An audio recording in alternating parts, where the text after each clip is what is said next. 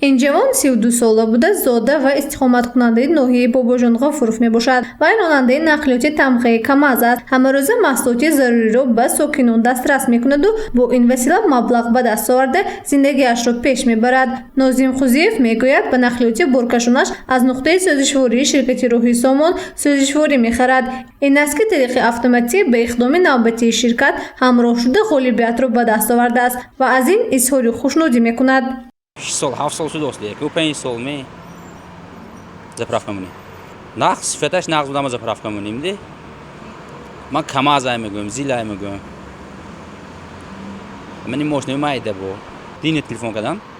سوی 2 سال لیتر گاز شدید گفتن. برابر ناظم قوزیف باز 99 نفر دیگر از غالبان اقدام شرکت روحی سامان گردیدند. اقدام مذکور به مناسبت 31مین سالگرد استقلالیت دولتی جمهوری تاجیکستان راه اندازی گردید. آن یک ماه جریان گرفته از سنه 9 آگوست تا 9 سپتامبر ادامه کرد. در آن 11105 نفر همچون اشتراکچی اقدام اعتراف گردیدند.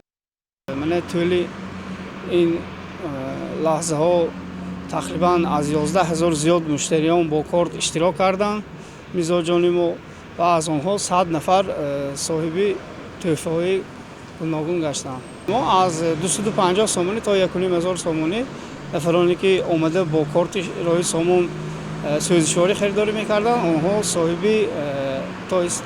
آنها اشتراکچی اکسیه میگشتند. تحفه ها از 10 لیتر تا 200 لیتر به میزاجان آنهایی که غالب شدند تقدیم کرده می شود. شرکت روحی سامان همه ساله برای میزاجانش اقدام‌های جالب را پیشکش می‌نماید. این نوبت نیز به مناسبت سالگرد استقلالیت دولتی اقدام را پیشنهاد و به غالبان تحفه‌های خود تقدیم کرد. یکی از مقصدهایش جلب میزاجان به شرکت باشد. دیگر این تجلیل باشگاه استقلالیت دولتی بود. با به دست آوردن پول مبارکباد می‌نمایم.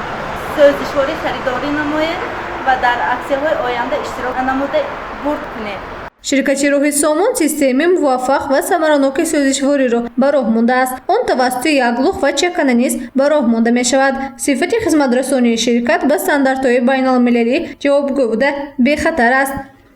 گزارش مهرانگیز عبداحد، مفنوش کورو و نسیم رحیموف برای برنامه اطلاعاتی خبر.